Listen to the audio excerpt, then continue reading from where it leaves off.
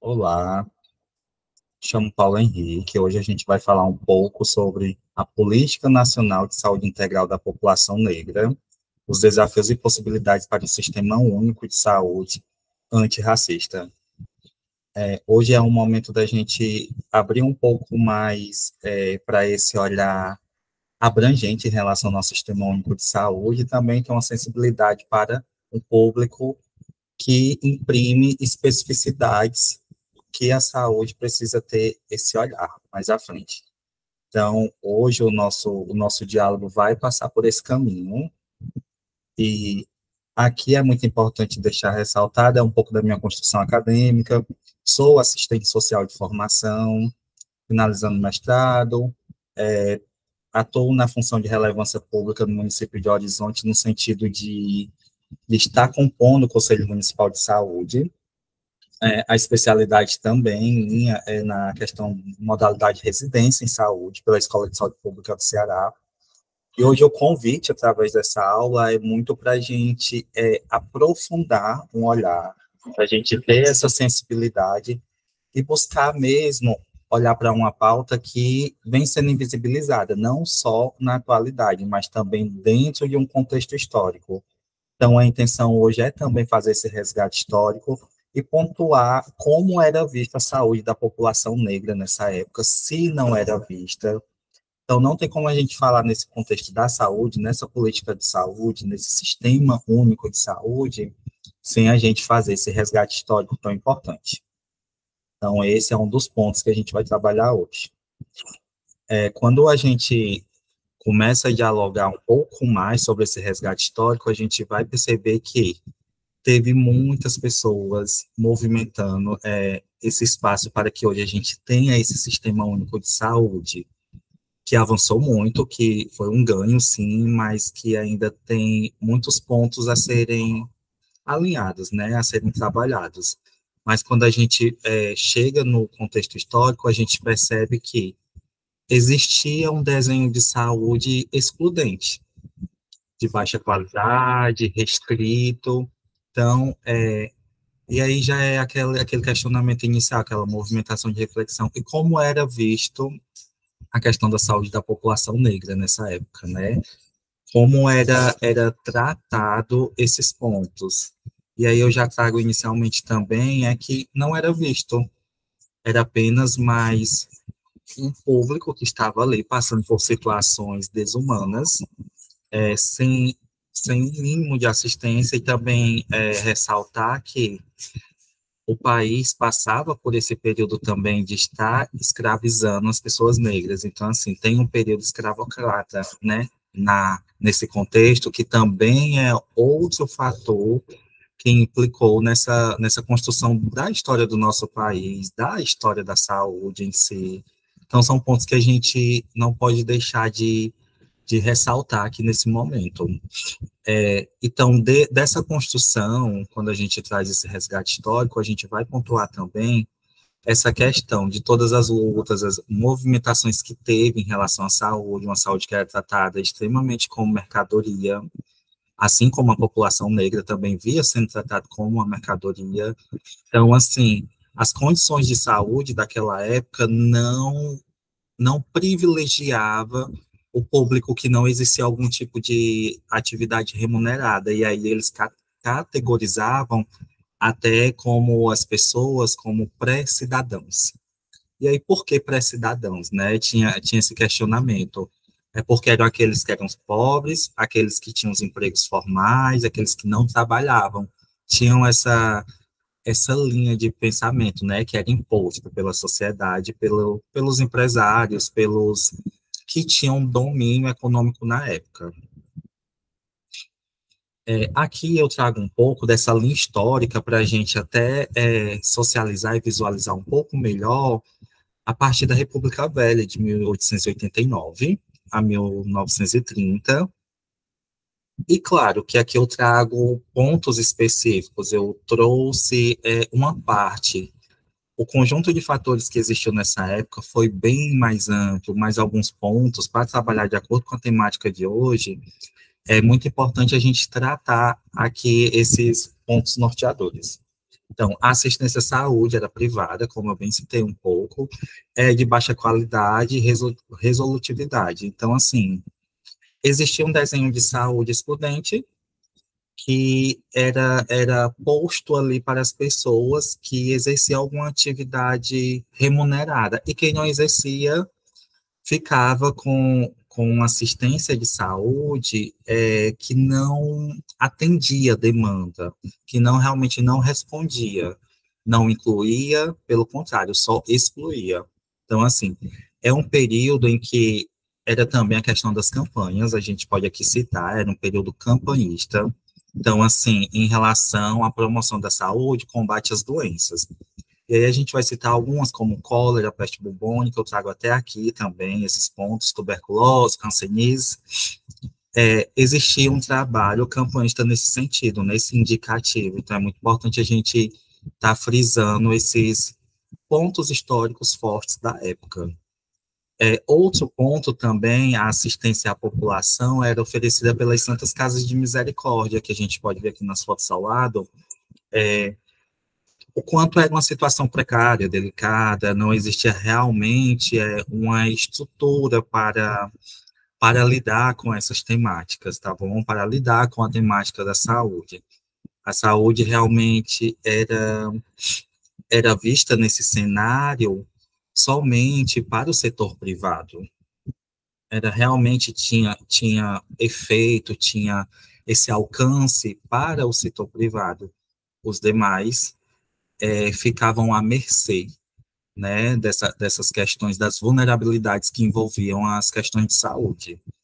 Então, assim, a gente também tem um marco histórico previdenciário, que a gente pode citar aqui, que são as caixas de aposentadoria e pensões, que vem ali em 1923, é um ponto que a gente tem que citar, que a gente não pode deixar passar batido na história. Então, assim, eu trago aqui nesse primeiro momento esses pontos nortes para a gente refrescar um pouco a memória. Sei que também estou lidando com pessoas que já vêm no movimento da saúde, da história, tanto na parte teórica quanto prática, ou movimentando no sentido de expandir, disseminar essas informações. Então, assim, sempre lembrar de trazer esse resgate histórico é muito importante, mesmo que em alguns momentos a gente repita esses pontos, até porque não tem como não repetir, porque faz parte dessa história, é a história da saúde, dessa construção coletiva. No segundo momento, a gente vai para a Era Vargas, que foi um governo, Getúlio Dornelles Vargas, que foi um momento populista, foi um momento de movimentar as políticas sociais, e nesse movimento a gente dialoga sobre a saúde, sim. A Era Vargas, ela traz ali, em 1930, o MESP, né, que é o Ministério da Educação e Saúde Pública, ou seja, eles eram juntos, um importante fator que a gente tem que trazer também para esse diálogo, mas seguia os mesmos passos, da mesma forma, era de baixa qualidade, era limitada. Então, assim, a gente tem um contexto de saúde que caminhou no sentido de precariedade mesmo. Era difícil essa questão da saúde para aqueles que não existia algum tipo de atividade remunerada. Então, são pontos que a gente tem que realmente ir buscando dialogar sobre, são questionamentos que movimentam, né, e na época movimentou muito em relação ao sentido de revolução, de buscar melhorias, já que uma saúde que não alcança uma população na sua totalidade, o que é que pode ser feito, né? E aí, dentro desse diálogo, a gente pode citar o seguinte, uma população específica, como a qual a gente está tratando aqui nesse diálogo, que é a população negra, naquela época, ela era totalmente invisibilizada, não só no contexto da saúde, mas das demais políticas públicas em geral, ou seja, eram tratadas apenas como mercadoria. Então, assim, em relação à saúde, não se tinha esse olhar. Então, assim, e quando a saúde é limitada, de baixa qualidade, restrita, que ela coloca para aqueles que não tinham para aqueles que não tinham nenhuma forma de emprego ou empregos informais, que eram pobres, a saúde não alcançava essa população. Esse desenho de saúde não prestava uma assistência a essa população. Então, o que ocorre? Em relação à população negra, que era escravizada na época, Também não se teve esse olhar. Quando se tem a questão da abolição, ali em 1888, abolição da escravatura, assinado pela princesa Isabel, que não foi um gesto dela de luta ou algo assim abrangente, que estava ali no dia a dia, ela apenas assinou aquele documento. Antes disso, teve uma luta de muitas pessoas, e essas pessoas eram as pessoas negras, aquela população escravizada, que vinha no navio negreiro para o Brasil e que não tinha nenhuma assistência de saúde dentro daqueles navios. No meio do translado, muitos morriam, porque a questão de saúde era precária, era desumana, então não tinha essa assistência. E quando a gente fala que se tinha aqui um Ministério da Saúde em 1930, era para a gente pelo menos ter aquele ar de respirar, não. Teve melhorias, teve uma assistência para um público bem mais abrangente, porém, fato é que não tinha essa abrangência, a não ser que você exercesse alguma atividade remunerada na época. E aí, a assistência médica prestada, né, pelos institutos de aposentadorias e pensão, é somente aos trabalhadores de determinadas categorias. Eu trago até aqui nesse slide essa questão, atividades remuneradas.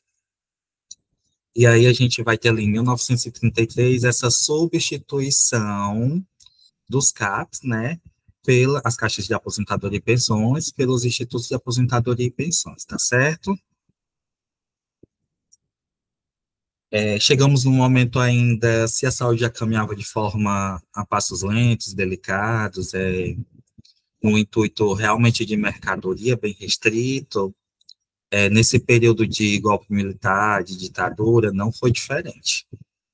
Tivemos realmente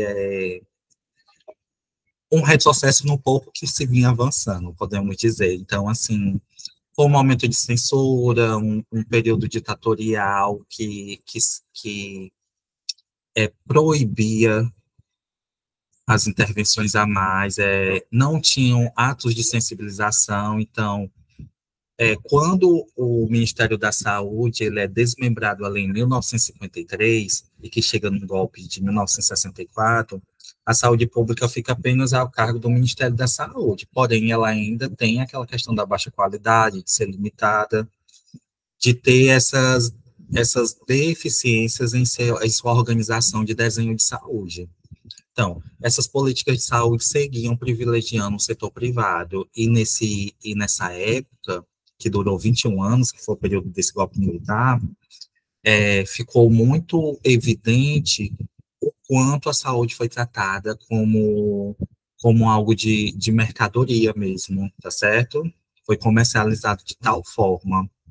Então, assim, passando por tudo isso nessa época, que era grande movimentação popular nas ruas, buscando direito, mas sendo todos coibidos, né, em determinadas políticas sociais, não só em relação à saúde, pessoas sendo presas injustamente, todo esse movimento. Então, em meio a tudo isso, um grupo de pessoas que envolvia políticos, partidários, artistas, intelectuais da época, pensaram o que pode ser feito para a gente mudar esse quadro dramático que está existindo de saúde para essa época. Então, assim, foi pensado movimentos tentando tratar no sentido de melhorar e buscar um sistema de saúde que realmente atenda essa população no seu sentido totalizante, não que seja limitada, restrita. Então, a gente vai falar aqui do movimento da reforma sanitária, que foi em 1970, né, que foi ali, fechando a década de 1970, um movimento abrangente, organizado, politicamente atuante, então, assim, que vem refletindo até os dias atuais, é, suas lutas, seu dia a dia ali nas ruas, então, assim, é muito importante a gente ter esse movimento como uma ferramenta que potencializou uma luta através de estar ali naquela realidade, vendo situações que não mais respondia à demanda, que era indignante, que trazia revolta do cenário da saúde para as pessoas que buscavam ser atendidas pela saúde. Então, a gente tem o fortalecimento do movimento da reforma sanitária, ali em 1985, perpassando também, chegando a 1988. A gente vai ter esse movimento muito forte. E aí, né, nessa riqueza desse movimento, a gente tem um marco histórico, que é a oitava Conferência Nacional de Saúde, que foi em 1986. É uma conferência com grandes pontos e também grandes efeitos até os dias atuais. Nessa conferência foi tratado pautas como saúde, a saúde como um dever, como um direito de todos, dever do Estado. A gente também traz nesse movimento trabalhar um sistema nacional de saúde, o financiamento dessa saúde, como seria. Então, assim, e que ela fosse universal, ela fosse abrangente. Então, essa conferência, ela consolidou pautas que vinha sendo trabalhado na luta diária das pessoas através do movimento de reforma sanitária. Então, é muito importante que dessa conferência também, que foi um marco histórico na questão da saúde, ressaltar que foi dessa conferência que a gente chega em 1988 para a institucionalização do SUS, do nosso Sistema Único de Saúde. Então, assim, em meio a toda essa movimentação, dessa reformulação, desse financiamento, então, assim, de pensar a saúde com um olhar abrangente, humanizado, universal, igualitário, o olhar para a política pública em relação à pessoa negra ainda deixava muito a desejar, deixava muito a desejar. Então, através dessa institucionalização do Sistema Único de Saúde, começou a se movimentar também, caminhar para se pensar o que pode ser feito agora para os demais públicos que são realmente posicionados como minorias. E aí, quando eu trago aqui a questão de minorias, eu trago no sentido de minorias no acesso aos direitos, às políticas sociais, não é em sentido literal de dizer quantidade, mas eu trago nessa questão do acesso, do ponto de dignidade humana, de ter uma assistência à saúde de qualidade, realmente que responda às demandas desse público, que é a população negra. Então, assim, então eu falo minoria nesse sentido, realmente. Então, foram caminhando pensar e importantes pactuações para que mais à frente a gente possa ter um olhar para essa saúde da população negra. Aqui eu trago algumas imagens para ilustrar esse passo a passo, né, até chegar à Constituinte, que ali a gente fala de 1988, essa institucionalização do SUS, que é um marco, assim, gigantesco até os dias atuais, que segue sendo, né, gigantesco, um diferencial, assim, imenso na nossa saúde, no nosso acesso à política de saúde. Então, assim, a gente traz aqui na primeira gravura essa questão das lutas ali no indicativo do movimento da reforma sanitária. A gente traz essa imagem da oitava Conferência Nacional de Saúde, como marco histórico, e pontuar também que essa oitava Conferência Nacional de Saúde, ela é muito importante porque ela foi a primeira com a participação popular e de forma grandiosa, não foi uma pequena participação popular, foi realmente uma participação significativa, expressiva e importante para o sistema que hoje nós todos utilizamos, tá certo? Então, assim, houve luta, houve muito movimento, o sistema não está aqui de um movimento de uma semana ou algo assim, não. Dentro da história houve todo esse movimento buscando melhorias no cenário da questão da saúde. Nós temos aqui a Constituição, né, 1988, chegando ao Sistema Único de Saúde, os princípios, né, doutrinários do Sistema Único de Saúde, aqui apresentado de forma inicial, a universalidade, a integralidade e a equidade. E aí é um dos pontos para a gente entrar diretamente na política pública nacional e integral da população negra, para a gente falar essa questão dessa equidade, que a gente vai no tratar da igualdade de oportunidades, como é vista as populações originárias, as populações negras, no seu atendimento, no seu acesso, na sua continuidade no Sistema Único de Saúde. Será que nós estamos com profissionais que se colocam a esse perfil de sensibilidade, de olhar que hoje existe uma política e que promove, que é uma ferramenta também de combate ao preconceito, ao racismo, em, em direcionamento ao racismo institucional, que existe muito nas instituições do Sistema Único de Saúde. Então, assim, são pontos para a gente refletir hoje. Realmente, essa aula vem como um ponto para refletir a nossa atuação profissional, o nosso caminhar de conquista teórica. Estamos porque a gente está lidando aqui nesse momento com estudantes, os acadêmicos, profissionais também já de saúde, no seu cenário ali de prática. Então, é um momento para a gente questionar que movimento estamos fazendo para a gente realmente possibilitar que essa política ela esteja sendo executada no campo da saúde. Então, eu trago aqui nessa gravura, aqui na parte de baixo, e fechando essa parte das gravuras, a Política Nacional de Saúde Integral da População Negra. Que é esse movimentar dessa política, ela tem ali os anos 2000, tem um olhar mais para as políticas sociais, enquanto eu falo no sentido de gestão daquela época, e a Política Nacional de Saúde Integral da População Negra, ela vem nesse intuito. É percebido que está existindo muitas iniquidades, muitas exclusões, o racismo institucional, a não igualdade de oportunidades no Sistema Único de Saúde.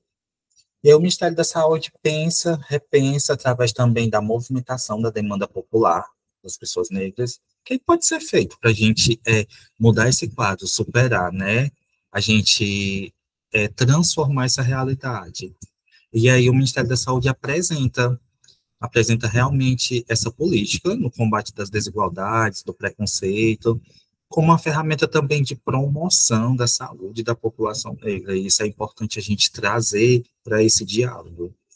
Então, essa política, ela é ali firmada realmente em 2009, não que antes não teve luta ali, 2002 para frente, teve sim, mas ela realmente é firmada, ela é respaldada, ela se torna legal em 2009, e aí ela traz o combate ao racismo e o conhecimento do que é o racismo, né, para através desse olhar da saúde, a gente possa combater, conhecer e trabalhar no indicativo mesmo de não estar ali movimentando uma ação que se reflete hoje como um crime.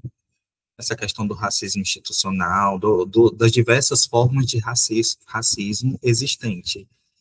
Então, essa política ela vem também para nos convocar, vamos estudar mais sobre, vamos visualizar o cenário de prática que estamos, vamos citar aqui um exemplo mais palpável, né? Nós, profissionais de saúde, que trabalhamos em alguma comunidade quilombola, como está sendo esse atendimento, como está sendo desenvolvida essa política de saúde para olhar para uma comunidade que demanda questões específicas de saúde. Então, assim, o que nós profissionais estamos fazendo para possibilitar que os mesmos tenham acesso, tenham realmente esse sistema único de saúde atendendo a essa demanda? E aí se buscar, se movimentar, que une a teoria e a prática, e que, claro, sabemos que a teoria não vai conseguir responder na sua totalidade as demandas do cenário prático, mas ela vai nortear. E aí, no cenário prático, a gente vai ter muitas respostas das vivências, dos saberes, da nossa prática de movimentação ali na promoção da saúde, né, das realidades presenciadas, vividas. Então, assim, a teoria, ela é importante, ela é um ponto riquíssimo, mas a gente não pode reduzir esse movimento só à teoria, a gente tem que ampliar, ter esse olhar sensível para além do aparente. Então, e aí nas vivências, nas trocas de saberes, com essas comunidades, com as populações negras originárias, a gente tem respostas também para essas demandas que vão surgindo, né, dentro das eventualidades, de uma realidade dinâmica. Então, esse é a política inicial, né, é a política nacional de saúde integral da população negra nacional. Então, assim, que traz dentro do SUS esses recortes, esses momentos de reflexão, né, para que nós profissionais, acadêmicos e futuros profissionais não possamos estar ali colocando em prática discriminações, desde ali do acesso até a sua continuidade e a sua movimentação dentro do Sistema Único de Saúde, de acordo com as demandas que ali se apresentam por esta população. E aqui eu trouxe alguns pontos que é muito importante a gente destacar, são as diretrizes gerais e objetivos dessa política, até para a gente fazer um diálogo assim, um pouco mais direcionado em relação a isso.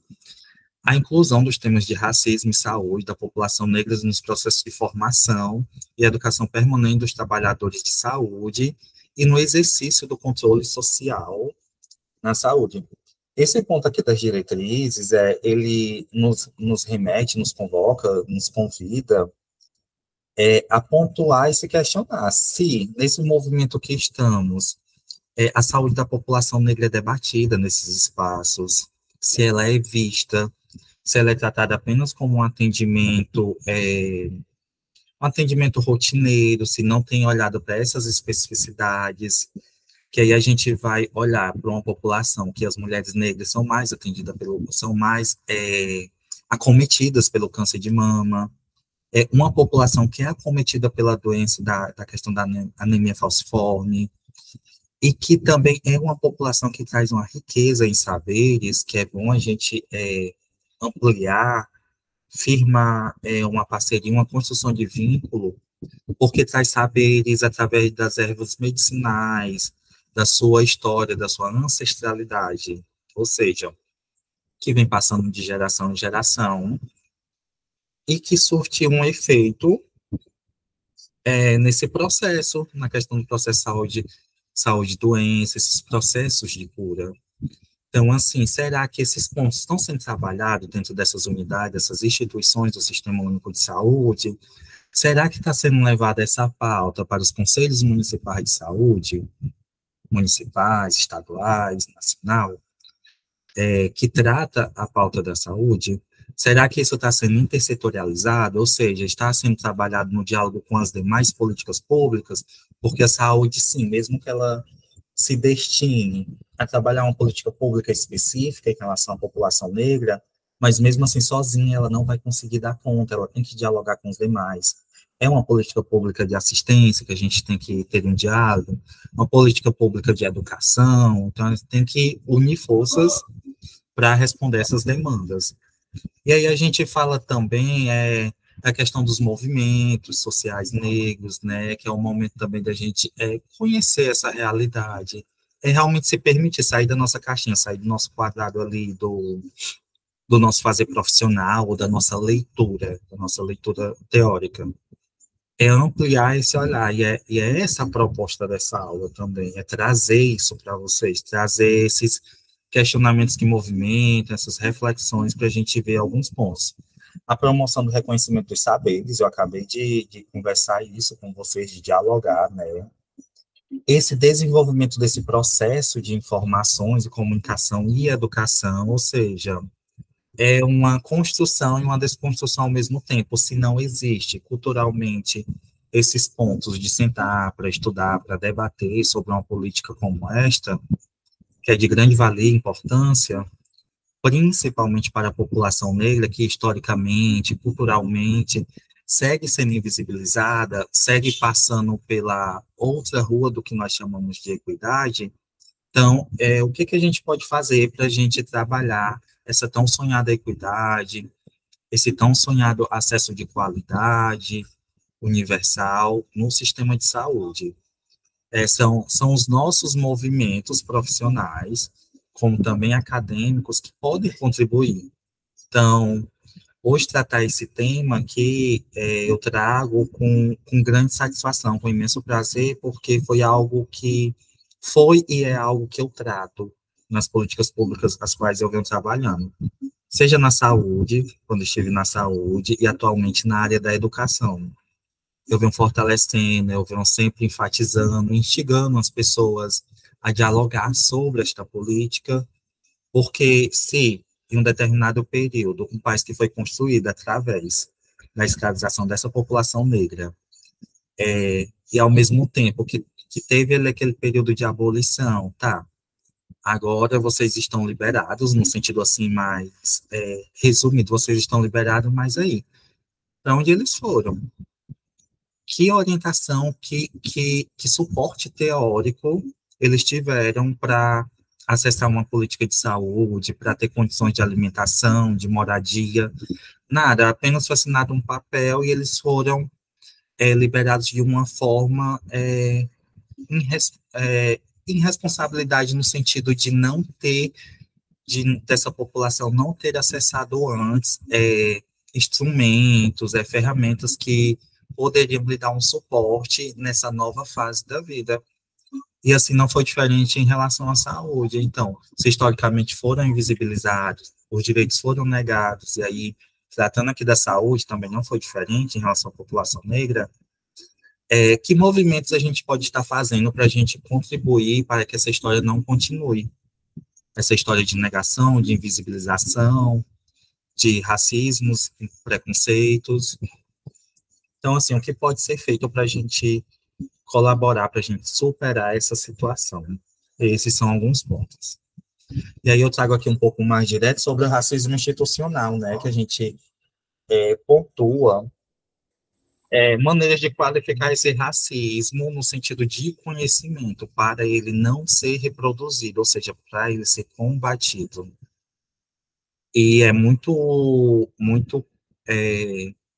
visível nas instituições, principalmente essas que estão situadas em comunidades, em populações originárias, esse desconhecimento, profissionais que não se colocam a conhecer a realidade daquele território, ou seja, ter um conhecimento daquele território vivo, da capilaridade daquelas relações, e se apresentam, infelizmente, através de ações como essa, de um racismo institucional. Então, assim, é interessante que a gente possa se movimentar no sentido de ver que o racismo institucional ele vem sendo como um fracasso das instituições, no sentido de realmente de prover um serviço profissional, como eu trago bem aqui, resumido e adequado às pessoas em virtude da sua cor, cultura, origem racial ou étnica. Ou seja, através da cor, da sua cultura, esse étnico-racial, no conjunto de suas características, especificidades. E aí, se a gente pudesse, nesse momento, já fazer uma troca, aqui, um estudo de caso, fato que eu perguntaria, e você, quando você já atuou, ou vinha atuando, ou nessa parte de leitura, como é o seu olhar para essa demanda que se apresenta, que como ela possivelmente não é muito pautada em espaços como esse, continua sendo invisível, né, invisibilizada, porque ela não vem sendo tratada.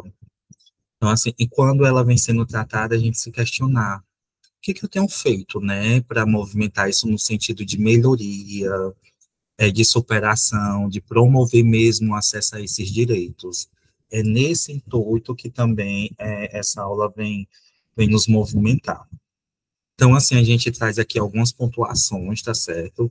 E aí, lembrando que as referências das informações que eu trago aqui foi buscado no Ministério da Saúde, foi buscada nessa política nacional integral de saúde da população negra, tá certo? Bem desenhada, que é uma ferramenta de combate ao preconceito, ao racismo, em sua diversidade.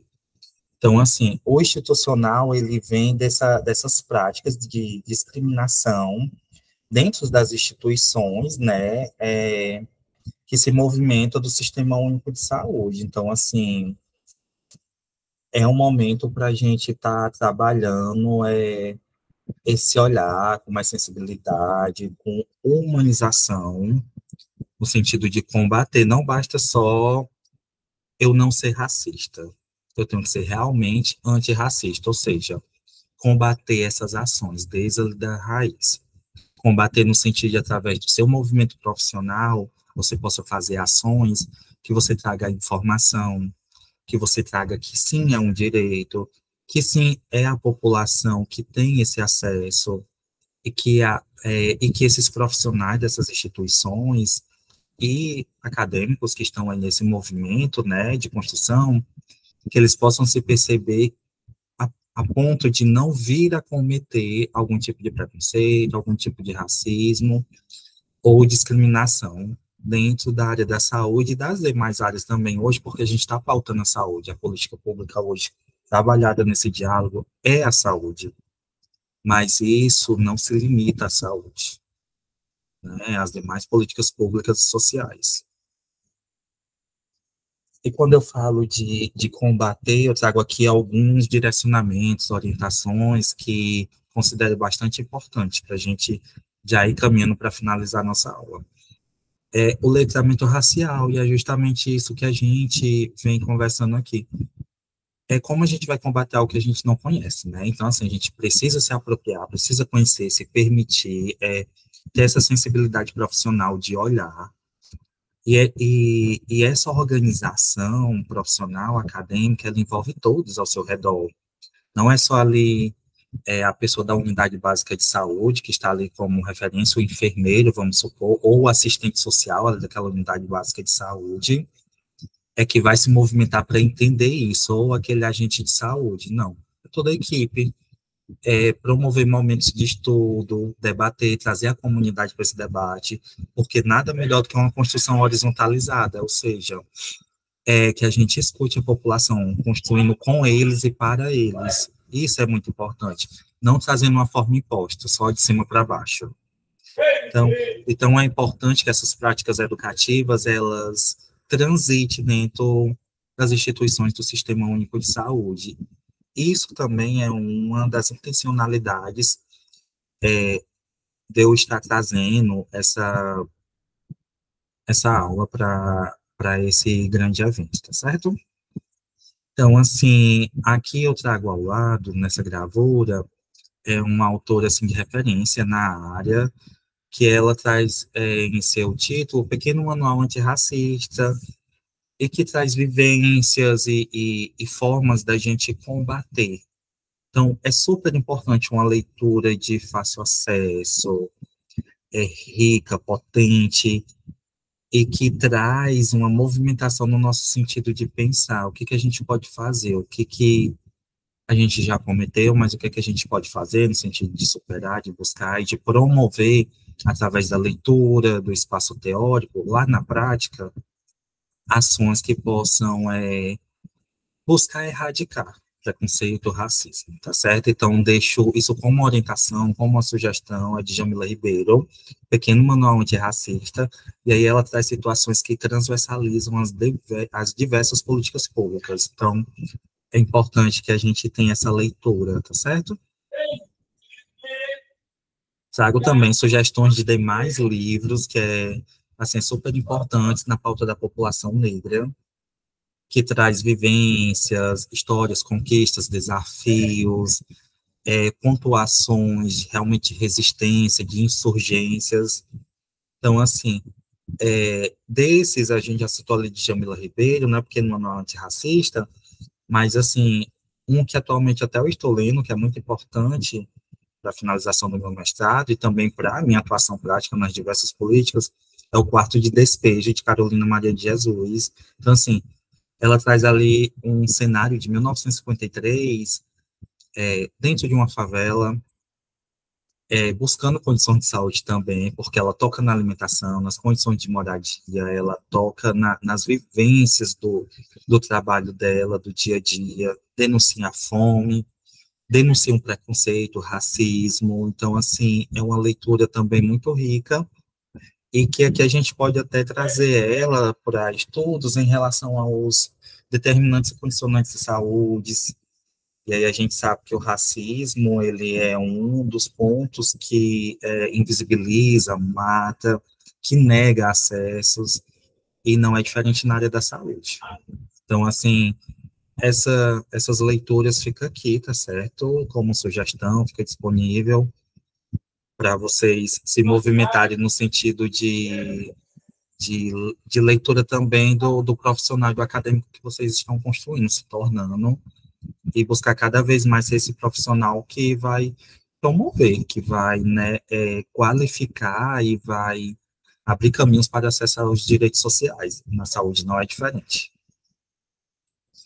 Para finalizar, eu trago aqui que não basta ser racista, é preciso ser antirracista, frase que eu acabei de falar, que é da Angela Davis, e ela traz, tá, não sou racista, aí traz toda uma explicação, né, no dia a dia, mas, assim, não basta só eu não ser racista, eu tenho que combater, eu tenho que ser antirracista, combater essas ações, e onde é que a gente combate essas ações criminosas, essas ações que inviabilizam, que negligenciam direitos sociais da população negra, através do nosso fazer acadêmico e profissional.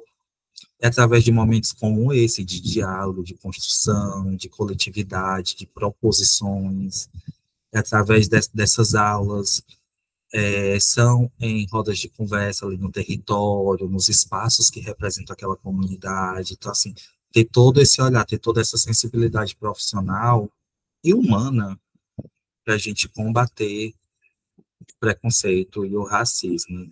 Gostaria de agradecer a participação nesse evento, desejar que seja um evento maravilhoso, que vocês possam realmente alcançar os objetivos propostos, que vocês possam se enriquecer dessa fonte, que é o conhecimento, como também deixar o meu até breve e parabenizar por tratar essa pauta. Não são muitos eventos que traz essa pauta à frente, então, assim, da saúde da população negra e me colocar aqui à disposição, deixo aqui meus contatos para a gente ampliar esse debate, para a gente tirar dúvidas, para a gente aprender junto, para novos conhecimentos ou para pontos que não ficou tão alinhados ou entendíveis, a gente possa dialogar. Fiquem à vontade para entrar nos meus contatos e até um breve momento.